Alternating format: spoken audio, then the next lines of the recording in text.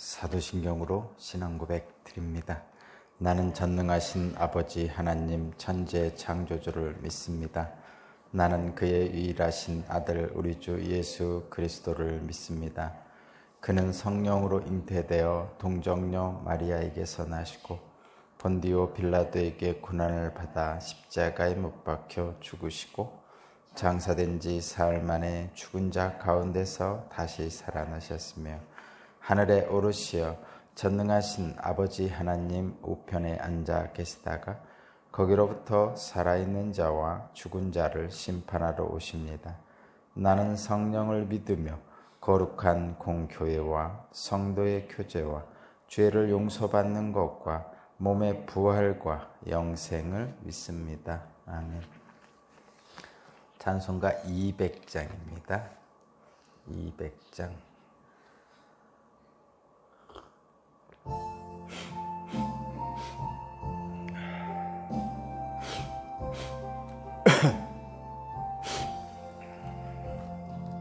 달고 오묘한 그 말씀 생명의 말씀은 귀한 그 말씀 진실로 생명의 말씀이 나의 길과 믿음 밝히 보여주니 아름답고 귀한 말씀 생명샘이로다. 아름답고 귀한 말씀 생명샘이로다. 귀한 주님의 말씀은 내 노래 되도다. 모든 사람을 살리는 생명의 말씀은 값도 없이 받아 생명 길을 가니 아름답고 귀한 말씀 생명샘이로다. 아름답고 귀한 말씀 생명샘이로다. 널리 울리어 퍼지는 생명의 말씀은 마음의 용서와 평안을 골고루 주나니 다만 예수 말씀 듣고 복을 받네. 아름답고 귀한 말씀 생명샘이로다. 아름답고 귀한 말씀 생명샘이로다. 아멘.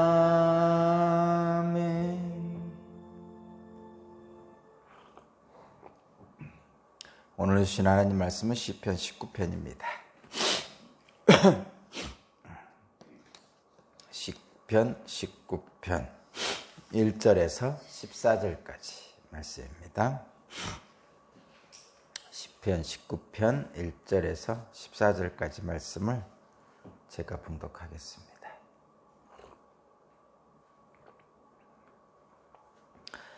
하늘은 하나님의 영광을 드러내고 창공은 그의 솜씨를 알려준다. 낮은 나에게 말씀을 전해주고 밤은 밤에게 지식을 알려준다. 그 이야기, 그 말소리, 비록 아무 소리가 들리지 않아도 그 소리 온 누리에 울려 퍼지고 그 말씀 세상 끝까지 번져간다. 해에게는 하나님께서 하늘의 장막을 터주시니 해는 신방에서 나오는 신랑처럼 기뻐하고 제 길을 달리는 용사처럼 즐거워한다. 하늘 입구에서 나와서 하늘 저 끝으로 돌아가니 그 뜨거움을 피할 자가 없다.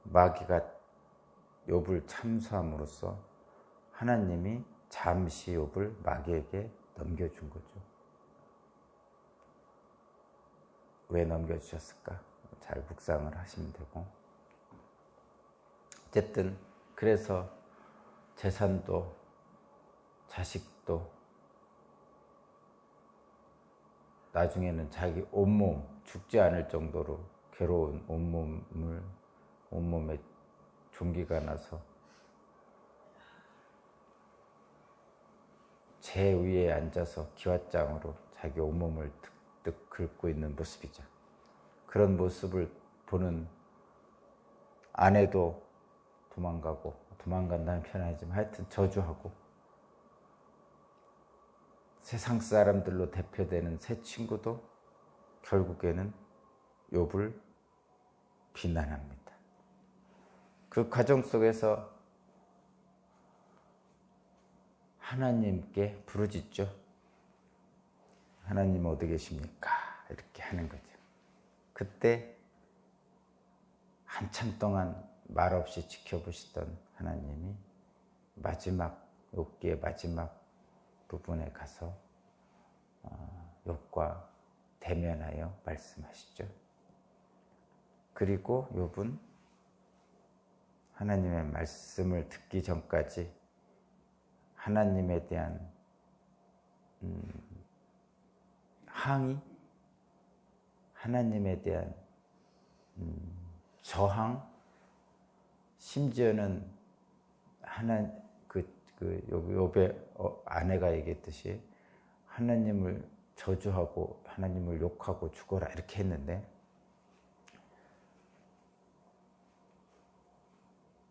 정말 불경하다 싶을 정도로 하나님에게 막 따져 물었죠.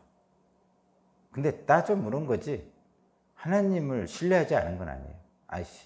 신뢰라고 표현이 여기 잘 안 맞네. 하나님을 경외하지 않은 건 아니에요. 하나님에 대한 믿음이 없는 건 아니에요. 분명하게 이 욥은 끝까지 하나님으로서 경외하고 있었죠. 다만 내게 왜 이런 일이 일어나야 됩니까? 라고 하나님께 따져 묻는 거예요. 그 모습 자체만으로도 사실은 칭찬받을 만하죠. 보통은 우리들은 어떻게 하죠? 우리들 그냥 믿는 사람들, 저와 여러분들, 내 기대와는 다른, 내가 신앙생활을 이렇게 해서 이렇게 해야지, 이렇게 되겠지, 뭐 이런 내 기대와는 다른 일이 일어나면, 심지어는 하나님과 전혀 상관없다고 생각되는 일들 속에서도, 또는 교회에서 다른 사람으로부터, 교인으로부터 상처받았다고 해서 하나님을 떠나잖아요. 교회를 떠나는 게 없고 하나님을 떠나는 건 아니지만, 어쨌든 하나님을 떠나는 사람들이 있단 말이죠. 근데 욥은 그렇지 않았다는 거예요. 그게 위대한 것이죠. 거기에서 저와 여러분들이 욥기 또는 이 10편, 19편을 통해서 우리가 그를 이제 꼭 기억해야 됩니다. 욥은 끝까지 하나님을 놓지 않았어요.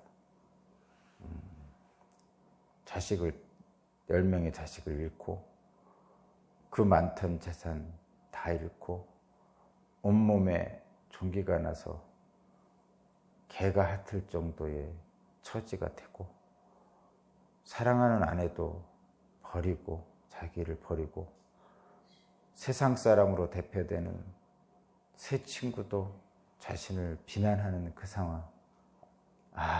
정말 견딜 수가 없겠죠? 저는 상상도 하기 싫습니다. 저에게 그런 일이 일어나는 건. 여러분도 마찬가지죠. 근데 저와 여러분들은, 또는 우리 믿는 기독교인들은 어떨까요? 그 중에 한 가지만 있어도, 한 가지뿐만 아니라 그 중에 100분의 1만 있어도 하나님을 원망하고 하나님을 떠나가는 일들이 있죠. 종종 볼 수 있는 일입니다. 그것이 우리의 믿음의 현주소죠. 근데 다윗은 그렇지 않았다는 거죠. 끝까지 하나님을 붙들었어요. 그랬더니 하나님께서 이제 다윗이 아니죠. 욥을 만나 주시는 거야. 그랬더니. 그래서 마지막 부분에서 6개 마지막 부분에서 드디어 하나님과 대화한 욥이 그동안 막연히 듣기만 했던 하나님을 이제는 눈으로 보는, 거울로 보는 것이 아니라, 청동 거울로 희미하게 보는 것이 아니라 이제는 대면하여 눈앞에서 하나님을 보는 그런 복을 누리죠. 그것이 욥의 복입니다. 욥의 복이고, 그래서 욥은 자기가 경외하던 하나님의 참모습을 온전하게 보게 되는 거예요. 그것이 욥기의 결말입니다. 물론 사족같이 붙여놓은 거, 자식을 다시 낳고 예전의 재산보다 2배를 더 주시고 이런 것들이 있죠. 물론 아내도 다시 돌아왔겠죠. 새 친구도 마찬가지로 거기서 회복하는 제사를 드리잖아요. 이런 것들은 그냥 당연히 뒤따르는 것이고요. 핵심은 막연히 소리로만 듣던 믿음이 눈으로 보는 분명한 믿음으로 성장한 거죠. 그렇게 하나님께 칭찬받던, 또는 세상 사람부터 칭찬받던, 정직하고 악에서 떠났다고 칭찬받던 욥기 1장 1절의 사람도 하나님께 더 나아가는 단계가 있었다는 얘기예요. 그러니까 우리도 마찬가지로 내가 목사고, 내가 장로고, 내가 신앙생활을 50년 했고 자만할 수 없다는 것이죠. 내가 하나님의 은혜를 받아서 얼마나 이렇게 자식의 복이 있고, 재물의 복이 있고, 사회적 지위의 복이 있고, 또는 신앙인들의 존경을 받고 이런 것들은 자만하면 안 된다는 것이죠. 더 큰 하나님을 볼 수 있는 데까지 가야 됩니다. 그것이 욥기의 말이죠. 오늘 본문도 동일한 거예요. 그와 거의 유사하다 보면 됩니다. 앞에 부분에서는 창조와 주님의 교훈에 대해서 말씀하고 있지만, 본래적인 이 하나님을 찬양하는 이 시편 19편의 이 사람의 마음은 11절, 12절, 13절에 있는 거죠. 11절을 읽어보겠습니다. 11절. 그러므로 주님의 종이 그 교훈을 경고로 받고 그것을 지키면 푸짐한 상을 받을 것입니다. 이게 일반적인 사람들의 생각이죠. 교회를 다니는 주님의 종들, 우리들이 다 주님의 종입니다. 기독교인들이 다 주님의 종이에요. 그 교훈, 하나님의 말씀을 경고로 받고 또 그 말씀을 지키면 푸짐한 상을 받을 것이다. 이것이 일반적인 우리들의 삶의, 신앙의 삶의 기본적인 것이죠. 경고로 받으면 좋은데 잘 안 받죠. 경고보다는 축복만 받으려고 그러죠. 우리들은. 그것이 인간의 기본적인 생각이죠. 누가 야단 맞는 거 좋아하겠어요? 누가 심판을 좋아합니까? 구원을 좋아하지. 그죠? 야단 맞는 것보다는 칭찬을 좋아하죠. 경고보다는 은혜를 더 좋아했죠. 복을 좋아. 당연한 얘기죠. 그런데 이제 신앙이 성숙될수록 그 경고의 의미를 받아들이게 되죠. 경고의 의미를 받아들이는데, 그 경고의 의미를 받아들이는 것 그 자체가 복입니다. 그 자체가 복이고, 경고의 의미라는 건 결국 은혜죠. 은혜. 심판은 구원의 다른 동전의 양면이잖아요. 그죠? 그런 것처럼. 그래서 여기 경고를 받는다는 건 은혜를 받고 그것을 지켜서 푸짐한 상을 받겠습니다. 이런, 사실은 이 정도만 돼도 대단한 신앙이죠. 대단한 신앙이고, 많은 사람들에게 이렇게 부러움의 대상이 될 만한 신앙입니다. 우리 교회에서도 이런 신앙이 있죠. 이런 신앙이 있습니다. 훌륭합니다. 대단하신 분이고 존경받아 마땅한 신앙인입니다. 그런데 이런 분이 뭐라고 표현하죠? 12절. 자, 이렇게 존경받아 마땅한 이런 신앙인이지만 스스로를 이렇게 나아갑니다. 12절. 그러나 어느 누가 자기 잘못을 낱낱이 알겠습니까? 정말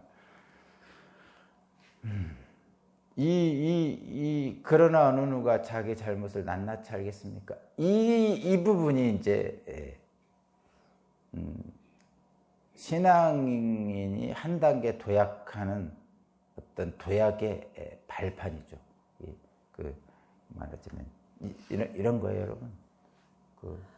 지금 올림픽 하고 있잖아요. 올림픽에서 체조에서 도움닫기를 하잖아요. 뭐 안마를 한다든가 뭐를 한다든가 할 때 도마 같은 거 가서 막 달려가 가지고 발로 팍 구르고 뛰어 올라서 그 도마에 손을 딱 얹고 삥 몇 바퀴 돌아가서 똑바로 탁 착지를 하잖아요. 그게 이제 도마인데 그 도움닫게 하는 발 디딤발 막 달려오다가 꽝 하고 발 디디고 뛰어 오르는 그 디딤발이 디디는 그게 바로 이거예요. 어느 누가 자기 잘못을 낱낱이 알겠습니까? 라고 깨닫는 순간 그 도움닫기의 그 구름판 발판의 그 스프링이 우리를 하늘로 하나님께로 튀어 오를 수도 있도록 도와주시는 거죠. 물론 튀어 올라서 도마를 붙들고 삥삥 돌고 이런 그 능력을 하는 것은 또 다른 거지만 어쨌든 그 도움닫기를 밟는다는 느낌. 어느 누가 자기 잘못을 낱낱이 알겠습니까? 라고 스스로 자신에게 물어보고 하나님께 물어보는 거예요. 이게 지금 그런 거예요, 지금. 우리는 스스로에게 어느 누가 자기 잘못을 다 알겠습니까? 라고 하나님께 말씀하는 그 순간에 나 자신도 그렇다는 걸 얘기하는 거죠. 인식하는 거잖아요. 어느 누가 자기 잘못을 낱낱이 알겠습니까? 다 자기 잘못을 낱낱이 알지 못한다는 거죠. 사실 자기 잘못을 낱낱이 아는 누군가가 하나님 말고 누군가 사람이 있다면 못 살 것 같아요. 그죠? 누군가 나의 죄를 낱낱이 다 알고 있어요. 그러면 그 사람 앞에 못 가죠. 그 사람에서 죄수면 멀리 도망가야죠. 사람이라면. 근데 하나님이 알고 계시는 거죠. 하나님이 알고 계시니까 그냥 버티고 사는 거지. 누군가 나의 잘못을 낱낱이 다 알고 있는 사람이 옆에 있다. 그럼 그 사람 옆에서 어떻게 살아요? 못 살죠. 주눅 들어가지고. 그죠? 그래서 그 사람 곁에서 떠나죠. 그래서 종종 그런 경우 있다니까요. 교회에서 저한테 낱낱이 자신의 죄를 다 고해놓고선 떠나간다니까. 옆에 못 살아요, 사람은.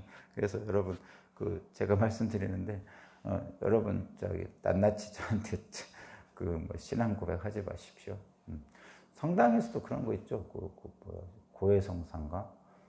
그래서 서로 얼굴 안 보고 하죠. 고해성사도. 저분한테 내가 남들 모르는 죄악을 다 얘기했다고 생각하면 쉽지 않죠. 그 성당 나가기 어렵단 말이에요. 그런데 그런 일을 하라고 말씀하시는 거죠. 그래서 그런 고해성사 제도를 그 성당에서는 받아들였죠. 가톨릭에서. 우리 기독교는 그거 안 받아들였습니다. 왜 안 받아들인 거죠? 의미는 그겁니다. 신부를 통해서 안 해도 네 스스로 하나님께 하라 이런 얘기죠. 응?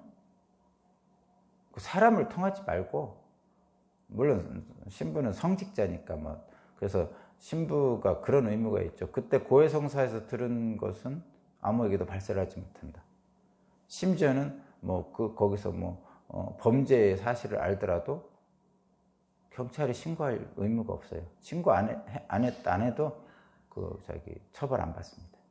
보통은 친족 상도례라 해가지고 가족 중에 말하자면 엄마한테 말했어요. 자식이 잘못한 것을, 범죄한 것을. 그러면 엄마가 신고해야 되냐? 엄마는 신고 안 해도 됩니다. 어떻게 자식을 신고합니까? 이런 거예요, 말하자면. 아무리 죄를 졌어도.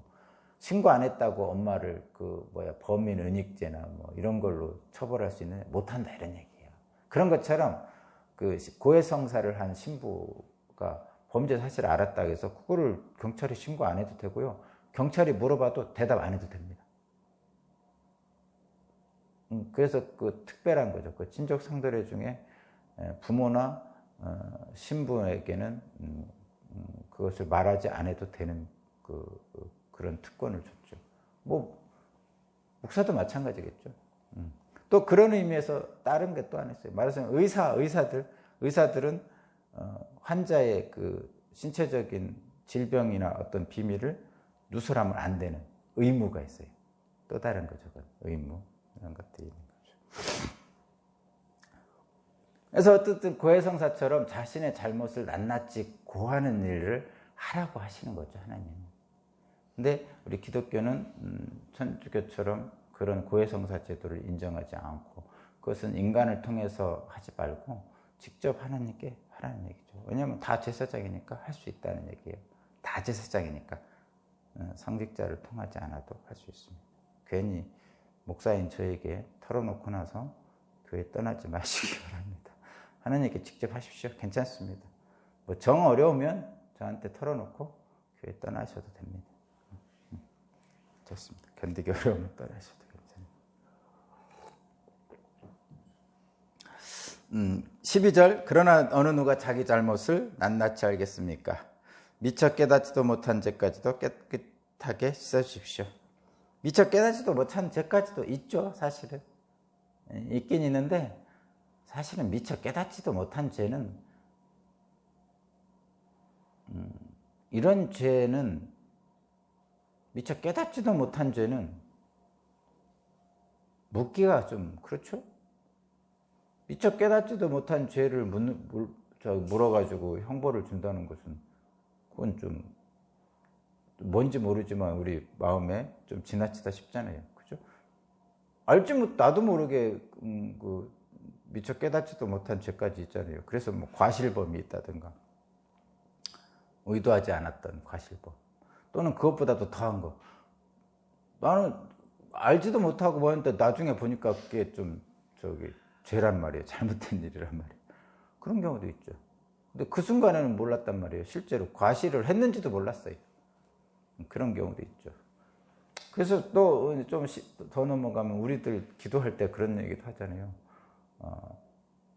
지은 죄, 알고 지은 죄, 모르고 지은 죄, 그때 모르고 지은 죄 이런 거죠. 인간은 그렇게 불완전한 인간이죠. 미성숙한 인간. 그리스 로마 신화에서도 아테네나 이런데 옛날에 그런 얘기가 있어요. 거기는 신들이 이름이 다 있잖아요.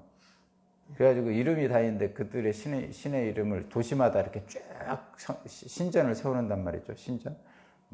아폴로 신을 섬기는 신전, 제우스 신을 섬기는 신전, 이렇게 쭉 세워놓죠. 그리고 마지막에 신전이 하나 있는데 그 신전이 바로 뭐냐? 알 수 없는 신에게 신전입니다. 혹시라도 빠졌을까봐 알 수 없는 신. 우리들이 얘기하는 그런 거 비슷해요. 성황당신, 텐마루신, 뒷마루신, 앞마당신 이렇게 하잖아요. 그래서 어디든지 갖다 붙이잖아요. 신을 갖다가. 그러니까 혹시 안 붙인 신이라도 있을까봐.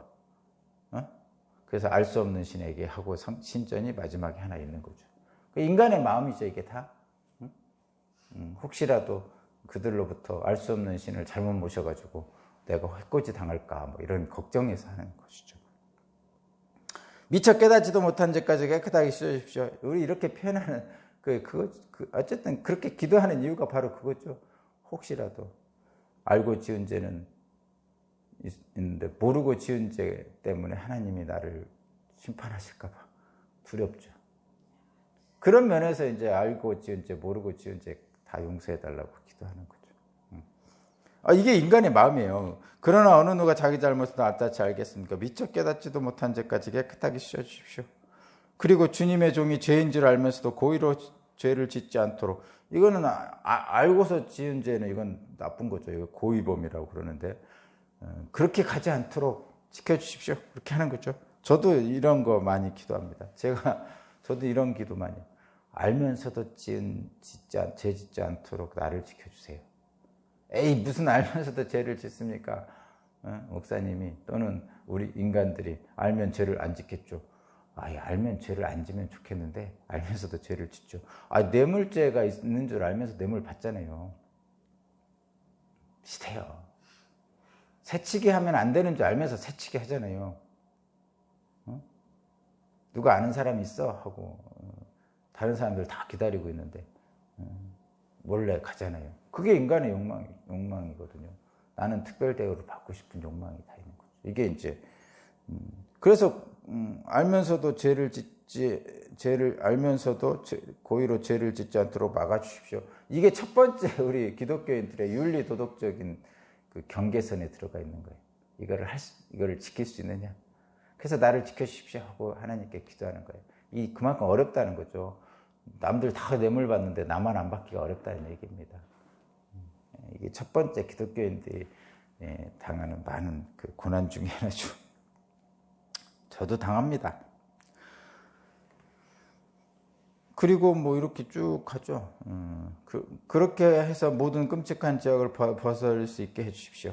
나의 반석이요 구원자이신 주님, 내 입의 말과 내 마음의 생각이 언제나 주님의 마음에 들기를 바랍니다. 이게 마지막 14절이 이제 우리 이 18절 첫 번째에 나오는 것처럼 나의 반석이신 주님, 나의 구원자신 주님, 나의 방패시고 나의 상상이신 주님, 나를 지켜주십시오. 이렇게 하는 것과 마지막 마침이 같습니다. 그래서 언제나 내 입의 말과 마음의 생각이 하나님의 생각과 같기를 원합니다. 이렇게 고백하고 있는 거예요. 사실 제 기도의 대부분도 그겁니다. 우리 믿음의 사람들의 기도의 대부분이 이렇게 하는 거죠. 하나님과 합당하게 했죠. 예수님도 겟세마네 동산에서 피땀 흘려 기도할 때 하신 기도가 이거죠. 가능하면 이 잔을 마시지 않을 수 있게 하나님 은혜를 베풀어 주세요. 그러셨지만 마지막에는 그러나 내 뜻대로 마시고 하나님 뜻대로 하십시오. 그리고 하나님 뜻대로 십자가를 지셨죠. 이 14절이 같은 의미예요. 나의 반석이시오 구원자신 주님, 내 입의 말과 내 마음의 생각이 언제나 주님의 마음에 합당하기를 바랍니다. 저와 여러분들의 기도의 궁극적인 핵심이 바로 이것입니다. 우리의 입의 말과 우리의 마음의 생각이 하나님의 말씀과 하나님의 마음과 같아지기를 바랍니다. 하고 기도하는 것이죠. 모든 창공, 해, 이 모든 피조물을 통해 하나님의 영광을 보여주시는데 그 모든 피조물이 제각각 내는 소리들 또는 그 표현하는 태도들, 행동들이 비록 우리들 인간의 언어는 아니지만 그러나 모든 피조물 각각은 각각에게 주어진 대로 소리를 내고 있다는 거죠. 우리가 알아들을 수 있는 인간의 언어는 아니지만 그러나 그 하나님의 말씀의 능력이 우리들에게도 미치는데, 저와 여러분들에게 미치는데 어떻게 오냐? 7절하고 11절, 7절하고 10절입니다. 이것만 읽고 마치겠습니다. 7절하고 11절. 주님의 교훈은 완전하여 사람에게 생기를 북돋워주고 주님의 증거는 참되어서 어리석은 자를 깨우쳐준다. 주님의 교훈은 정직하여서 마음에 기쁨을 안겨주고 주님의 계명은 순수하여서 사람의 눈을 밝혀준다. 주님의 말씀은 티없이 맑아서 영원토록 견고히 서 있으며 주님의 법규는 참되어서 한결같이 바라다. 주님의 교훈은 금보다 순금보다 더 탐스럽고 꿀보다 손꿀보다 더 달콤하다. 그러므로 주님의 종이 그 교훈을 경고로 받고 그것을 지키면 푸짐한 상을 받을 것입니다. 아멘. 기도드리겠습니다.